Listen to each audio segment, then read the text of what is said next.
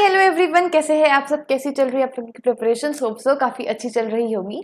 So today we are gonna revise value of supply for CA and CMA inter students. Okay, so हमने अभी तक क्या क्या revise कर चुका है सर? मैंने अभी तक सप्लाई चैप्टर का revision video along with all the important questions, charge of GST जिसमें आरसीएम वाले चीजें और कंपोजिशन स्कीम, ये सारी चीजें मैंने रिवाइज करवाई है, और टाइम ऑफ सप्लाई, ये सब मैंने along with all the important questions मैंने ऑलरेडी अपलोड कर दिया है रिवीजन वीडियो। ठीक है, आज हम करने वाले हैं value of supply. Value of supply पढ़ना क्यों इंपॉर्टेंट है? देखो, अब आपको जीएसटी पे करना है, पता चल गया क्या होता है सप्लाई। ठीक है, टाइम ऑफ सप्लाई पता चल गया कि कब पे करना है, बट किस पे करना है, कौन से अमाउंट पे करना है, वो भी तो पता होना चाहिए, राइट? अब जैसे फॉर एग्जाम्पल आपका जीएसटी रेट है 18%। ठीक है, अभी 18% लगेगा कौन सी वैल्यू पे, वो वैल्यू भी तो आपको पता होनी चाहिए, राइट? तो वो वैल्यू कौन सा प्रोविजन बताता है आपको? Section number 15। Okay, section number 15 में आपके पास है सेक्शन नंबर 15 सबसेक्शन 1, सबसेक्शन 2 और सबसेक्शन 3। ये तीन सेक्शंस आपको अच्छे से बस पता होने चाहिए, एंड इसके बाद हम इसके क्वेश्चंस कर लेंगे। ठीक है, सो आ जाओ एक बार हम लोग डिटेल में थोड़ा सा देख लेते हैं कि हर सेक्शन में क्या क्या लिखा हुआ है, हर सब सेक्शन में। सो यहां पर value of supply is equal to section 15 subsection 1 में देता है आपका ट्रांजैक्शन वैल्यू। ठीक है, प्लस आपका सेक्शन 15 सबसेक्शन 2 जिसमें आते हैं कुछ इंक्लूजन्स, मतलब कुछ चीजें ऐड होती है, और सेक्शन 15 सबसेक्शन 3 में कुछ चीजें एक्सक्लूड होती है। ठीक है, तो अब अपन पहले 15 सबसेक्शन 1 देखते हैं। देखो, जब भी कोई भी ट्रांजैक्शन होता है आपका गुड्स सर्विस और बोथ का, ठीक है, और वो बिटवीन 2 पर्सन्स होता है, एक सेलर होता है और एक बायर होता है, और ये दोनों जो है ना वो रिलेटेड नहीं होने चाहिए। These are not related persons. Okay, तो फिर इनके बीच में जो भी ट्रांजैक्शन होता है, अगर रिलेटेड पर्सन्स होंगे तो हो सकता है ना कि उन लोग कुछ डिस्काउंट ज्यादा दे दे, अरे तेरे से क्या पैसे लेना, तो घर का है। तो यहाँ पे क्या होता है, रिलेटेड वर्ड, रिलेटेड जो है वो नहीं होना चाहिए। सेलर बायर दोनों भी पार्टीज क्या होने चाहिए आपके? अनरिलेटेड होने चाहिए, एंड आपका जो प्राइस है वो सोल कंसिडरेशन होना चाहिए। ठीक है, सो ये सेक्शन 15 क्लॉज 15 सबसेक्शन 1 आपका बताता है कि वैल्यू ऑफ सप्लाई होता है ट्रांजैक्शन वैल्यू जिसमें दो पार्टीज नॉट रिलेटेड और price is the sole consideration. अब आते हैं 15 सबसेक्शन 2 में, इंक्लूजन्स इन द वैल्यू। क्या क्या चीजें इंक्लूड होती है? देखो, कोई भी आपके टैक्सेस हो गए, ड्यूटीज हो गई, ठीक है, जैसे म्यूनिसिपल टैक्स होता है, ओके, कस्टम ड्यूटीज होती है, वो सारी ड्यूटीज आपकी क्या होती है सर? वैल्यू ऑफ सप्लाई में ऐड होती है। ओके, सेस हो गया, fees, charges levied under any law. लेकिन क्या आपका फॉर एग्जांपल आप देखो यहां पर 10,000 आपका वैल्यू ऑफ सप्लाई है, ठीक है, 1800 आपका जीएसटी है, तो आप वैल्यू ऑफ सप्लाई को ऐसे मत मान लेना, वैल्यू ऑफ सप्लाई इतना नहीं होता। वैल्यू ऑफ सप्लाई में हमेशा जीएसटी एक्सक्लूड होता है। अरे तभी तो इसमें आपने 18% लगाया ना, आप इसमें थोड़ी 18% लगा सकते हो। ठीक है, तो जब भी आपके क्वेश्चन में बहुत सारे जैसे टैक्सेस दिए होंगे, ड्यूटीज दी होगी, सेस दिए होंगे, तो आपको उसमें से देखना है कि सीजीएसटी, एसजीएसटी ये लोग हैं, अगर ये है तो इसको आपको कंसीडर नहीं करना है। ठीक है, तो यहाँ पे वही लिखा है, ये देखो, any taxes, duties, cess, fees, charges levied under any law for the time being in force other than, क्या लिखा देखो, अदर देन सीजीएसटी, एसजीएसटी और यूटीजीएसटी, कंपेंसेशन सेस ये आएगा आपका। ठीक है, if charge separately by the supplier. अब आपका देखो, ये बहुत इंपॉर्टेंट है, इसका क्वेश्चन आपको पूछ सकता है। टीसीएस जो होता है वो TCS under income tax act 1961 shall not be includable in the taxable value for the purpose of GST. तो जो टीसीएस भी रहेगा, आप लोग को ध्यान देना है कि जो भी आपका टीसीएस रहेगा, आपने इनकम टैक्स एक्ट में टीसीएस पढ़ा होगा, ठीक है, तो ये टीसीएस भी आपका वैल्यू ऑफ सप्लाई में ऐड नहीं होगा। ठीक है, ओके, तो 15 सबसेक्शन 2 में आपने ए पॉइंट में क्या पढ़ा? 15 सबसेक्शन 2 ए, कोई भी taxes, duty, cess, fees, charges levied under any law for the timing being in force, लेकिन इसमें सीजीएसटी, एसजीएसटी वगैरह नहीं आना चाहिए। और क्या नहीं आना चाहिए? टीसीएस नहीं आना चाहिए। ठीक है सर, ओके। अब 15(2)(b), 15(2)(b) क्या बोलता है? अगर फॉर एग्जाम्पल देखो, आपने किसी सप्लायर से कोई गुड्स परचेस किया, ठीक है, सो अगर आपका सप्लायर जिम्मेदारी लेता है कि मैं ट्रक में ट्रक का भाड़ा भी मैं दूंगा, फ्रेट चार्जेस भी मैं पे करूंगा और मैं आपको आपके घर तक के माल पहुंचा के आऊंगा। ठीक है, तो यहाँ पे क्या हो रहा है कि ये जो फ्रेट का फॉर एग्जाम्पल आपका चार्जेस है 5000 रुपीज। ठीक है, 5000 रुपीज है। अभी सप्लायर बोलता है कि देखो मैं लायबल हूं पे करने के लिए, लेकिन आपके पास जब ट्रक पहुंचेगी ना तो आप अभी के लिए पे कर देना, ठीक है, बट लायबल तो मैं ही हूं पे करने के लिए। ठीक है, तो अब इस केस में क्या होगा, ये आपका वैल्यू ऑफ सप्लाई में ऐड होगा। क्या बोलता है ये देखो, अगर आपने payments to the third party any amount that the supplier is liable to pay in relation to the supply, लेकिन अगर वो रेसिपिएंट इनकर करता है तो एक्चुअल में ये इसको किसने इनकर करना चाहिए था, सप्लायर ने, लेकिन इसको इनकर कौन कर रहा है, अभी रेसिपिएंट इनकर कर रहा है, तो ये भी तो आपका वैल्यू ऑफ सप्लाई में ऐड ही होगा ना। ठीक है, 5000 अगर फ्रेट सप्लायर पे करता तो ये अपनी जेब से दे रहा है, लेकिन इसको वैल्यू ऑफ सप्लाई में वो ऐड करके बाद में रेसिपिएंट से वसूल कर लेगा। ठीक है, तो यहाँ पे ये क्या बोल रहा है कि अगर सप्लायर कुछ खर्चे पे करने के लिए लायबल है और वो अगर रेसिपिएंट पे कर देता है तो वो वैल्यू ऑफ सप्लाई में ऑब्वियसली ऐड होगा, कॉमन सेंस ही बात है। ठीक है, रेसिपिएंट के जेब से जा रहा है, रेसिपिएंट का ही खर्चा है, ठीक है, which is the supplier liable to pay, तो वो आपका वैल्यू ऑफ सप्लाई में ऐड हो जाएगा।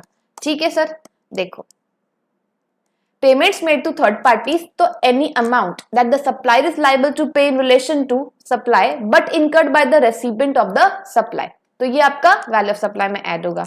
ठीक है, इंसिडेंटल एक्सपेंसेस 15(2)(c) क्या बोलता है आपका इंसिडेंटल एक्सपेंसेस के बारे में, तो कोई भी आपका कमीशन हो गया, पैकिंग चार्जेस हो गए जो सप्लायर इनकर करता है, ठीक है, किसके लिए, to the recipient of a supplier, तो वो भी आपका वैल्यू ऑफ सप्लाई में ऐड होगा। यहाँ पे एक छोटी सी इंपॉर्टेंट पॉइंट था, supply on ex factory basis, ये क्या होता है सर, आपको पता होगा एक्स फैक्ट्री मतलब क्या होता है। देखो एक्स फैक्ट्री मतलब सप्लायर, ठीक है, और यहाँ पे आपका रेसिपिएंट।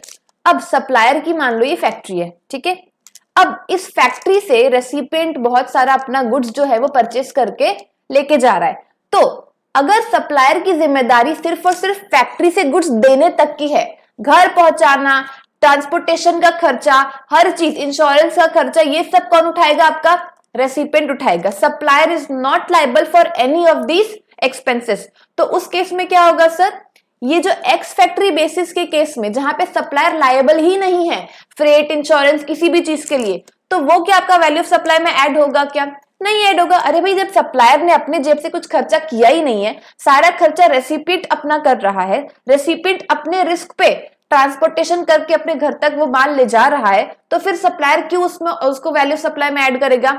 इसीलिए यहाँ पे ये लिखा हुआ है, देखो supply on ex factory basis, buyer मतलब recipient pays the freight and insurance, तो उस केस में फ्रेट और इंश्योरेंस आपका वैल्यू ऑफ सप्लाई में ऐड नहीं होने वाला। ठीक है, मैं सारे पॉइंट्स डिटेल में एक्सप्लेन कर रही हूँ, ठीक है, दिस रिविजन वीडियो। अब देखो 15(2)(d) क्या बोलता है, जो भी आपने interest, late fees, penalty, delay payment किया है अगर, तो उसका आपको इंटरेस्ट लगेगा, तो वो भी आपका वैल्यू ऑफ सप्लाई में ऐड होता है। और ये भी हमेशा ध्यान रखना कि आपको क्वेश्चन में जब भी इंटरेस्ट दिया होगा ना, तो अज्यूम करना अगर कुछ मेंशन ना हो कि हमेशा वो इंटरेस्ट जो है ना वो जीएसटी उसमें इंक्लूडेड होता है। तो आपको मैंने यहाँ पे क्या बताया कि वैल्यू ऑफ सप्लाई में कभी भी जीएसटी अमाउंट आपको इंक्लूड नहीं करना है। तो अगर आपने ये मान लिया, assume that GST amount is included in the interest amount, तब आप उसको एक्सक्लूड कर देना। कैसे एक्सक्लूड कर दोगे, जैसे आपका 1000 आपका इंटरेस्ट है और आप इसमें मान रहे हो कि इंक्लूडिंग जीएसटी है और जीएसटी रेट है आपका 18%, तो अगर ये इंक्लूडिंग जीएसटी है, इसमें से आपको जीएसटी बाहर निकालना है, तो 1000 में से डिवाइडेड बाय 180 कर देना और यहाँ पे ये जीएसटी का अमाउंट बाहर निकाल के आपका नॉर्मल 100, मतलब नॉर्मल बिना जीएसटी का आपको इंटरेस्ट लेना है वैल्यू ऑफ सप्लाई में। ठीक है सर, ठीक है, ओके। 15(2)(e) क्या बोलता है, subsidies which is directly linked to the price, subsidies which is directly linked to the price other than subsidies given by the central government और स्टेट गवर्नमेंट। यहाँ पे क्या बोल रहा है कि कोई भी सब्सिडीज अगर प्राइस से लिंक्ड है, आगे एग्जांपल करेंगे इसके, प्राइस से लिंक्ड है तो क्या वो ऐड होनी चाहिए क्या वैल्यू ऑफ सप्लाई में, ऐड होगी, लेकिन अगर वो other than central government, state government ने दी होगी तो ही। इनके अलावा फॉर एग्जांपल आपका कोई एनजीओ है, कोई इंस्टीट्यूट है, या सेंट्रल गवर्नमेंट, स्टेट गवर्नमेंट के अलावा कोई भी इंसान अगर सब्सिडी देता है और वो प्राइस से लिंक्ड है, तो वो आपका वैल्यू ऑफ सप्लाई में सर ऐड हो जाएगा। कब नहीं होगा? जब वो सेंट्रल गवर्नमेंट और स्टेट गवर्नमेंट देती है। कब नहीं होगा? जब वो प्राइस से लिंक्ड नहीं है सब्सिडी। इन जनरल आप किसी स्कूल में जा रहे हो और बोल रहे हो कि मील, जो मिड डे मील होती है ना, उसका इस बार मैं आपको सब्सिडी दूंगा। कौन दूंगा? कोई एनजीओ ने बोला कि मैं आपको सब्सिडी दूंगा। तो ये कि किसी प्राइस से लिंक्ड है क्या? नहीं, ये तो कोई प्राइस से लिंक्ड नहीं है। नॉर्मली आप जाके होलसेल एक सब्सिडी दे रहे हो फॉर मिड डे मील, तो ये आपका क्या हो जाएगा सर? ऐड नहीं होगा, because it is not linked to the price. Okay, आगे मैं आपको एग्जांपल्स कराऊंगी तो और क्लियर हो जाएगा। ठीक है सर। अब एक क्लैरिफिकेशन है, ये आपने सप्लाई चैप्टर में भी पढ़ा होगा, कंपोनेंट मैन्युफैक्चरर और ओरिजिनल इक्विपमेंट मैन्युफैक्चरर वाला। इसमें क्या है? Valuation of supply made by the component manufacturer, जो यूज कर रहा है मोल्ड्स और डाइस, और वो किसकी है? ओरिजिनल इक्विपमेंट मैन्युफैक्चरर की, जिसने उसको सेंड किया है फ्री ऑफ कॉस्ट। तो यहां पे अगर आपका ओरिजिनल इक्विपमेंट मैन्युफैक्चरर अब मोल्ड्स और डाइस जो है वो कंपोनेंट मैन्युफैक्चरर को फ्री ऑफ कॉस्ट सेंड करता है, तो इसका वैल्यूएशन क्या होगा? सबसे पहली बात तो, अगर सर ओरिजिनल इक्विपमेंट मैन्युफैक्चरर और कंपोनेंट मैन्युफैक्चरर का कोई भी ऐसा पहले से कोई कॉन्ट्रैक्ट नहीं है कि बेटा ओरिजिनल इक्विपमेंट मैन्युफैक्चरर तू मुझे मोल्ड्स और डाइस लाके देना, ऐसा कुछ बोला क्या? ऐसा कोई कॉन्ट्रैक्ट नहीं हुआ है। ओरिजिनल इक्विपमेंट मैन्युफैक्चरर खुद से free of cost component manufacturer को क्या दे रहा है? मोल्ड्स और डाइस दे रहा है। तो अब आप देखो, ये हो गया विदाउट कंसिडरेशन। आ जाओ वापस सप्लाई चैप्टर में, हमने क्या पढ़ा था? No consideration no supply. ठीक है, तो यहां पे अगर ये विदाउट कंसिडरेशन है तो आप एक बार सोचो कि क्या ये स्केड्यूल 1 में फॉल करेगा क्या? किसी भी पैरा में नहीं करेगा। पैरा 1, पैरा 2, पैरा 2 में क्या बोलते हैं? Related party. तो यहाँ पे ओरिजिनल इक्विपमेंट मैन्युफैक्चरर और कंपोनेंट मैन्युफैक्चरर दोनों रिलेटेड भी नहीं है, तो यहाँ पे ये तो सप्लाई ही नहीं माना जाएगा। समझ आ गई बात? ये देखो, value of such supply made by him shall not be added to value of supply because it was not to be incurred by the component manufacturer। इसीलिए इसको क्या बोलना चाहिए कि आपके वैल्यू ऑफ सप्लाई में ऐड नहीं होगा। लेकिन सर अगर if the contract between original equipment manufacturer, अगर ऐसा कोई कॉन्ट्रैक्ट होता कि ओरिजिनल इक्विपमेंट मैन्युफैक्चरर और कंपोनेंट मैन्युफैक्चरर के बीच, किसके लिए कॉन्ट्रैक्ट होता?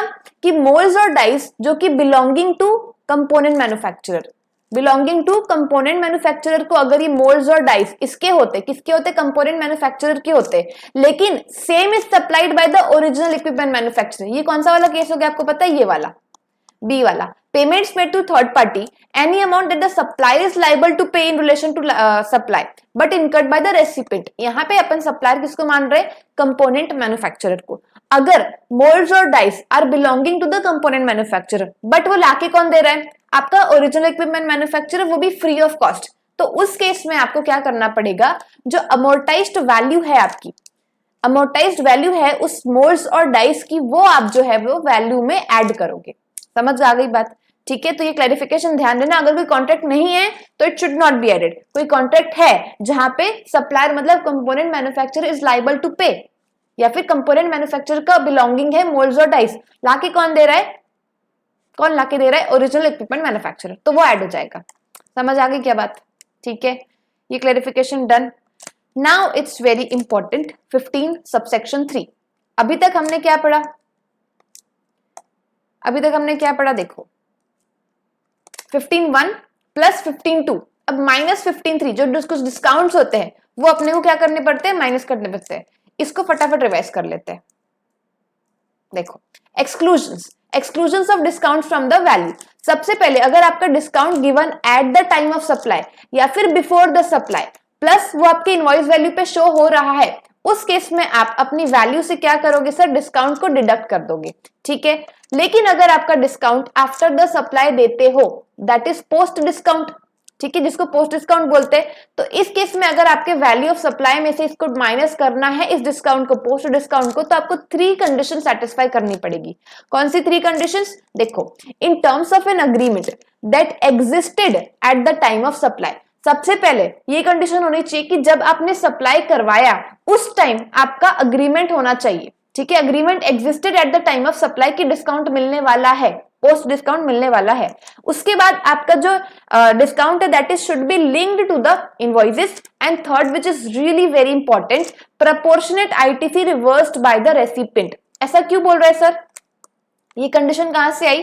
देखो मैं समझा देती हूँ एक बार। यहाँ पे सप्लायर रेसिपिएंट, अगर सप्लायर ने फॉर एग्जाम्पल ग्रॉस वैल्यू मतलब अभी तक इसमें डिस्काउंट नहीं गिवन है, वो 10,000 का इसको गुड्स बेचा गया, किसको? रेसिपिएंट को।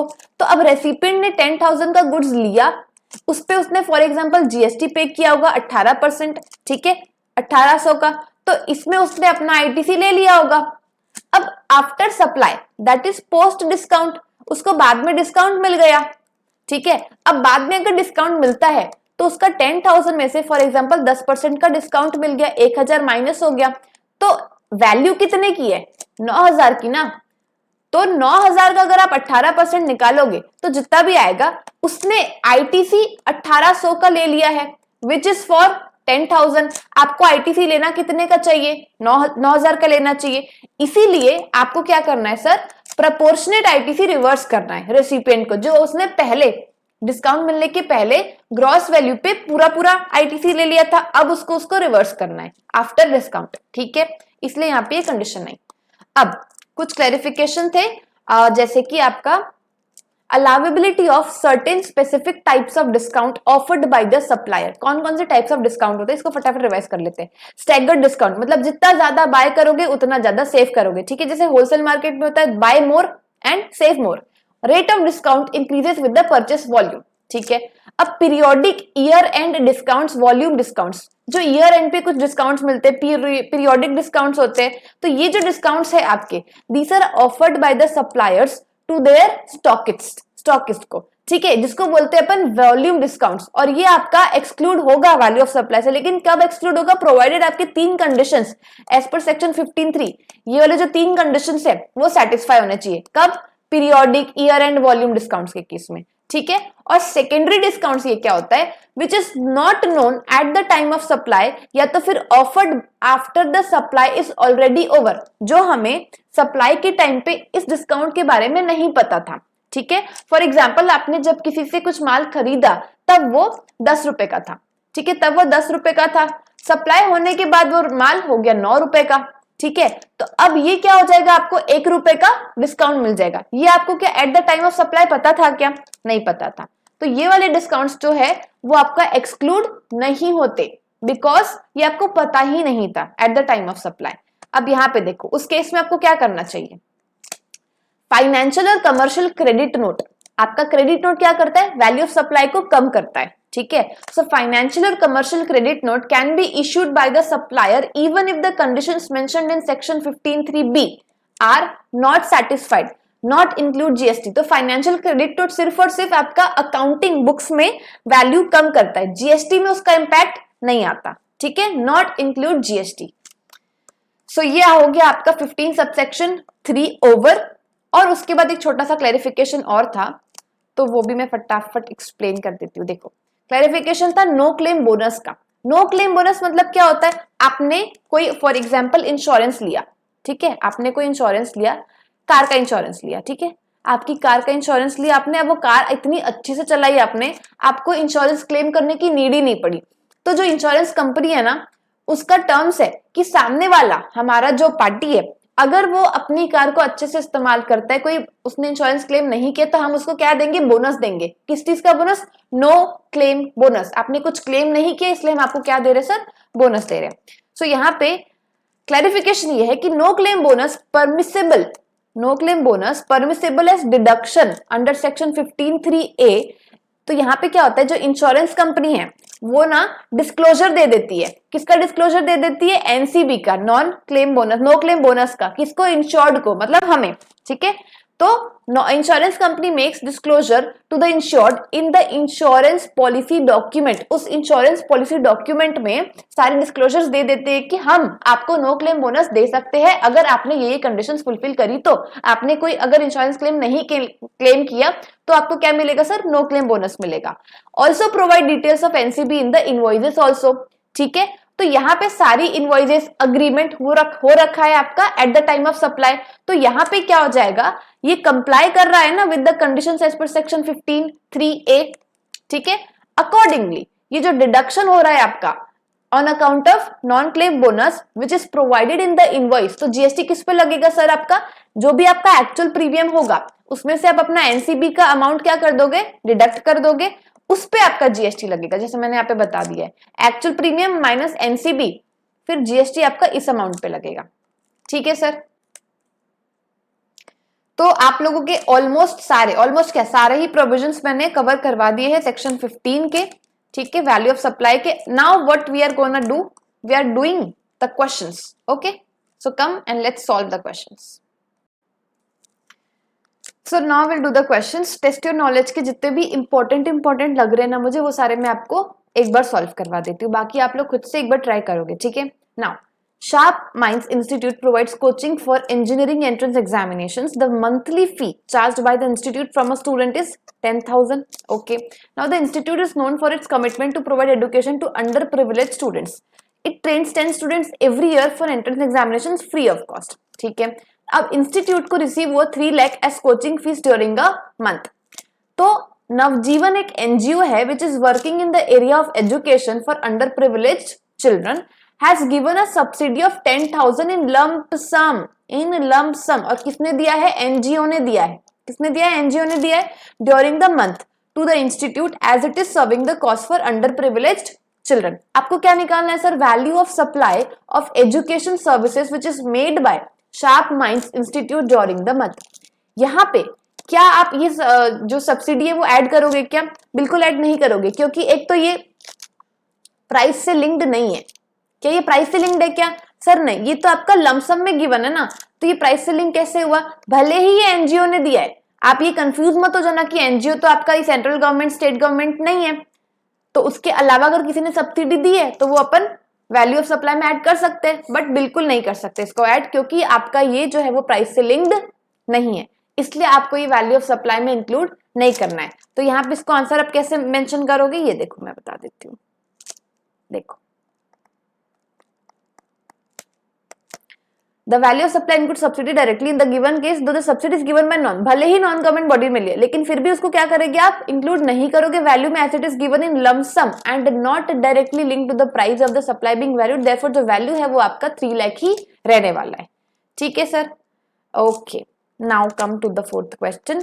फर्नीचर वाला एक is a chain of retail showrooms selling both modern and classic furniture. In order to build strong customer association, the showroom provides free delivery of the furniture at the premises of the customers if the distance between the showroom and customer's premises is up to 20 km. अगर customer का premises और showroom का distance up to 20 kilometre रहा तो आपको क्या मिलेगी, free delivery मिलेगी. Where the distance is more than 20 kilometres तो आपका शोरूम चार्जेस क्या हो जाएगा sir, concessional fee for 10 rupees for every additional kilometers. 20 kilometre से ज्यादा रहा तो आपको 10 रुपए चार्ज किया जाएगा. Now miss Leena Kapoor double bed purchase किया, ड्रेसिंग टेबल परचेस किया और सेंटर टेबल परचेस किया. कितने में, 2 लाख में, फर्नीचर वाला से. Now miss Leena gets free delivery of the furniture as her residence is located at a distance of 18 kilometre. ठीक है, 20 किलोमीटर से कम है तो फ्री में डिलीवरी मिल गई. शोरूम ने इनकर किया है ना 1000 रुपीज, लेकिन ये फ्री ऑफ डिलीवरी है तो सामने वाली जो लीना है ना उसको 1000 रुपए पेमेंट करने की जरूरत नहीं है. तो यहाँ पे क्या बोल रहा है कि determine the value of taxable supply made by furniture वाला. तो वैल्यू ऑफ टैक्सेबल सप्लाई क्या होगी, 2 लाख होगी. 1000 आपको वैल्यू ऑफ सप्लाई में इंक्लूड नहीं करना है because it is free of cost. अब आगे क्या पूछा है, will your answer change if residence of miss Leena is 50 kilometre away from the showroom. क्या इस केस में आंसर आपका चेंज होगा क्या, बिल्कुल होगा. 50 kilometres minus 20 kilometres, additional 30 kilometres पे आपका 10 रुपए चार्ज होगा, ऐसा होगा चार्ज. तो ये आपका वैल्यू ऑफ सप्लाई में फिर ऐड हो जाएगा, ये आपका आंसर चेंज होगा विल अगर आपका 50 किलोमीटर डिस्टेंस है. ठीक है, तो आप इसको अच्छे से फ्रेम करके आंसर लिख कर आओगे एग्जाम पर. ठीक है, अब ये देखो, Crunch Bakery Products Limited sell biscuits and cakes through its dealers to whom it charges the list price minus standard discount and pays GST accordingly। यहाँ पे क्या हो रहा है कि जो क्रंच बेकरी प्रोडक्ट्स है वो अपने बिस्किट्स और केक्स बेचता है डीलर्स के through, to whom it charges the list price minus standard discount and pays GST accordingly। ठीक है, लिस्ट प्राइस में से डिस्काउंट माइनस कर देता है और उसके बाद वो GST पे करता है। जब उसका goods remain unsold with the dealers it offered additional discounts on the stock as an incentive to push the sales without any prior agreement between them for offering. क्या यहाँ पे जो एडिशनल डिस्काउंट दिया जा रहा है अनसोल्ड गुड्स के लिए, उसका अग्रीमेंट पहले से हुआ था क्या? बिल्कुल नहीं। Without any prior agreement between them for offering such additional discount. तो क्या आपका ये एडिशनल डिस्काउंट, ये जो आपका एडिशनल डिस्काउंट है वो प्राइस से रिड्यूस होना चाहिए क्या? नहीं होना चाहिए। क्यों नहीं होना चाहिए? क्योंकि 15(3) की कंडीशन क्या थी? Agreement at the time of supply जरूरी है होना, तो वही उसका कंडीशन सेटिस्फाई नहीं हो रहा है। तो this is should not B value, मतलब ये जो डिस्काउंट है आपका, आपके वैल्यू ऑफ सप्लाई में ऐड नहीं होना चाहिए।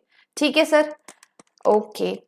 अब देखो ये थोड़ा इजी है बट मैं डिफिकल्ट थोड़ा सा जो होगा वो आपको प्रैक्टिस करवा देती हूँ।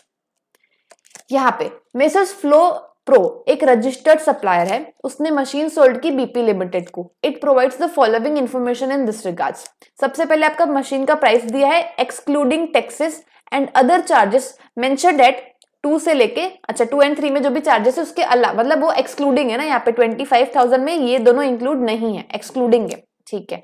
थर्ड पार्टी इंस्पेक्शन चार्जेस, ये जो है ना सप्लायर को पे करना था, लेकिन but the same have been paid directly by the BP limited to inspection agency. Recipient pay कर रहा है but supplier is liable to pay, तो क्या ये ऐड होगा? बिल्कुल ऐड होगा। Freight charges for delivery of the machine, कौन पे कर रहा है? Mrs Flow Pro has agreed to deliver the goods at BP limited premises. यहाँ पे सप्लायर अग्री कर रहा है कि ठीक है मैं डिलीवरी करवा दूंगा, फ्रेट चार्जेस मैं पे करूंगा। ठीक है, सो ये भी आपका ऐड हो जाएगा। ठीक है, अब सब्सिडी वाला पॉइंट देखो, सब्सिडी किससे रिसीव हो रही है? स्टेट गवर्नमेंट से on sale of machine under skill development programme, but the subsidy is linked to the price. तो आपने क्या पढ़ा है सर? अगर सब्सिडी आपको मिलती है, अगर सब्सिडी आपको मिलती है other than government, other than central government, state government and it is linked to the price, तो उस केस में आपको वैल्यू ऑफ सप्लाई में ऐड होगा। बट अगर वो सेंट्रल गवर्नमेंट और स्टेट गवर्नमेंट से मिलती है सब्सिडी, तो आपका वैल्यू ऑफ सप्लाई में वो ऐड नहीं होने वाला, भले ही फिर वो आपके प्राइस से क्यों ना लिंक हो जाए, बट मिली तो आपको स्टेट गवर्नमेंट से है ना, इसलिए। Now discount of 2% is offered to BP limited on the price mentioned at S number 1। मतलब ये जो 2% है वो आप किस पे लगाओगे? यहां पर लगाओगे, इतने का आपको डिस्काउंट मिलने वाला है। ठीक है, ठीक है sir. Price of the machine is net of the subsidy received. Okay, ये बहुत इंपॉर्टेंट है। जो प्राइस है मशीन का, it is net of the subsidy received. मतलब यहाँ पे क्या है, जो 25,000 है ना, ये जो 25,000 है इसमें ऑलरेडी उन्होंने 5,000 माइनस करके 25,000 निकाला है, मतलब इसमें से सब्सिडी माइनस हो चुकी है। तो यहां पे क्या बोलना चाह रहा है ये? ऑलरेडी वो नेट है। ठीक है, now you have to determine the value of taxable supply. ये आपका सब्सिडी ऐड नहीं होना चाहिए वैल्यू ऑफ सप्लाई में। ठीक है, डिस्काउंट आपका उसमें इनवॉइस वैल्यू पे निकलेगा। तो फटाफट मैं आपको इसको चेक करवा देती हूँ। ये देखो, यस, फ्लो प्रो सी, ये आपका, ठीक है, 25,000 सब्सिडी जो है वो received from state government, the same is not includable. उसमें केवल नेट ऑफ है, पहले से वो एक्सक्लूडेड है, उसमें 5,000 पहले से माइनस हो रखा है, तो अपन वापस से क्यों माइनस करें, इसलिए 25,000 ये आपका इंक्लूड होगा, फ्रेट चार्जेस इंक्लूड होंगे। अब इन सब का टोटल जब करोगे उसके बाद आपको 25,000 में 2% का डिस्काउंट भी मिलेगा, विच इज 500 रुपीज। ठीक है, तो वो आपका 31,500 आ जाएगा। ठीक है सर, डन। अब आपका आता है एक और क्वेश्चन, शायद मैंने छोड़ा है, ये तो हो गया ना 10th वाला। यस, एक क्वेश्चन और करवा देती हूँ। श्री कृष्णा प्राइवेट लिमिटेड एक रजिस्टर्ड सप्लायर है, furnishes the following information relating to goods sold by it to Shri Balram. अच्छा, कृष्णा ने बलराम को सामान बेचा। ठीक है, अब price of the goods excluding taxes. Okay, municipal tax add होता है क्या? यस, ऐड होता है। मैंने आपको बताया था 15(a) में एनी टैक्सेस, फीस, ड्यूटीज, तो उसमें ये ऐड हो जाएगा। इंस्पेक्शन चार्जेस ऐड होते हैं। सब्सिडी किससे रिसीव हुई है सर? श्री राम ट्रस्ट, ना सेंट्रल गवर्नमेंट है ना स्टेट गवर्नमेंट है। और क्या ये प्राइस से डायरेक्टली लिंक्ड है? मेंशन है कि लिंक्ड है, तो ये सेटिस्फाई कर रही है कंडीशन को और इसीलिए आपका ये सब्सिडी ऐड होगा, कोई दिक्कत नहीं है, ठीक है। Late fees for delayed payment inclusive of GST है, इसको ध्यान देना, तुरंत 1000 ऐड मत कर देना, इंक्लूसिव ऑफ जीएसटी है, जीएसटी का अमाउंट इसमें से हटाना पड़ेगा, ठीक है। तो श्री बलराम प्राइवेट लिमिटेड ने क्या किया, लेट फी पे किया। हाउएवर ये जो चार्जेस है ना वर अल्टीमेटली ये देखो were ultimately waived by Shri Krishna private limited and the amount was refunded to Shri Balram private limited during the same month. अभी ये अच्छा पॉइंट है, आप लोग नोट कर लेना किसी अपने बुक पे कि अगर आपका इंटरेस्ट देते हो, लेट फीस देते हो, क्यों, डिलेड पेमेंट के लिए, तो वो वैसे तो वैल्यू ऑफ सप्लाई में ऐड होता है, बट फॉर एग्जांपल बाद में वो इंटरेस्ट जो है वो वेव्ड हो गया। वेव्ड मतलब सामने वाले सप्लायर ने माफ कर दिया कि जा क्या ही इंटरेस्ट लेना तुझसे, माफ कर दिया। तो ये जो वेव किया गया इंटरेस्ट है, मतलब अब आपसे वो इंटरेस्ट चार्ज नहीं कर रहे, तो क्या ये आपका वैल्यू ऑफ सप्लाई में ऐड होना चाहिए कि जब आपसे वो चार्ज ही नहीं कर रहे तो फिर वो ऐड क्यों होगा। इसीलिए आपका ये जो 1000 है वो वैल्यू ऑफ सप्लाई में ऐड नहीं होगा। व्हाई? बिकॉज दिस इंटरेस्ट और this late fees have been waived, ठीक है। Payment charges such charges were paid by Balram Private Limited to Radhe Private Limited on behalf of Shri Krishna Private Limited। आपको समझ आ रहा है, supplier के behalf में recipient अगर कुछ चीज पे करता है तो वो तो ऐड होगा ना वैल्यू ऑफ सप्लाई पे। यहाँ पे देखो, अच्छा हाँ एक second, price of the goods net of subsidy है, ओके। ये जो प्राइस ऑफ द गुड्स है वो नेट ऑफ सब्सिडी रिसीव्ड है, मतलब यहाँ पे क्या हो रहा है,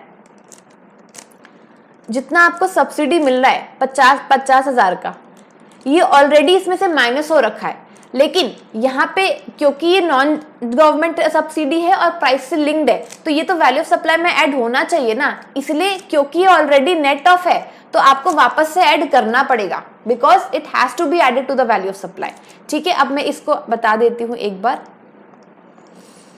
देखो 11th वाला ना, यस ये देखो, सॉरी 10th ही था, हाँ ये रहा, ये देखो price of the goods 1 lakh है, 2000 ऐड होना चाहिए, इंस्पेक्शन ऐड होना चाहिए, सब्सिडी भी ऐड होना चाहिए, देखा ऐड किया ना, क्योंकि नेट ऑफ था ऑलरेडी और ये इसलिए अपने को ऐड करना पड़ेगा। लेट फीस आपको इंक्लूड नहीं करनी है और वेमेंट चार्जेस भी आपको इंक्लूड करने हैं, समझ आ गया, ओके। इसके बाद आपको सारे क्वेश्चंस क्या करने हैं सर, आपको थोड़े ही बच्चे 2-4 ही बच्चे होंगे तो वो आप फटाफट तुरंत मेरे वीडियो खत्म करने के बाद एक बार गो थ्रू कर लेना उस क्वेश्चंस को, और मेरे हिसाब से बहुत डिटेल्ड मैनर में मैंने आपको पूरा वैल्यू ऑफ सप्लाई रिवाइज करवाया है, तो आई होप आप लोगों को इसकी हेल्प मिली होगी। एंड अच्छा लगा हो तो please do like, share, subscribe to my channel और कमेंट सेक्शन में बताना ये वीडियोस आपको कैसे लग रहे हैं। एंड और कोई भी डाउट हो तो आपको कमेंट सेक्शन में बता सकते हैं। नोट्स के लिए आप मेरे टेलीग्राम चैनल में ज्वाइन कर सकते हैं एंड बाकी जो भी इंपॉर्टेंट चीजें हैं मैं वहां पे टेलीग्राम चैनल पे शेयर कर देती हूँ, ठीक है। So yes, thank you for watching.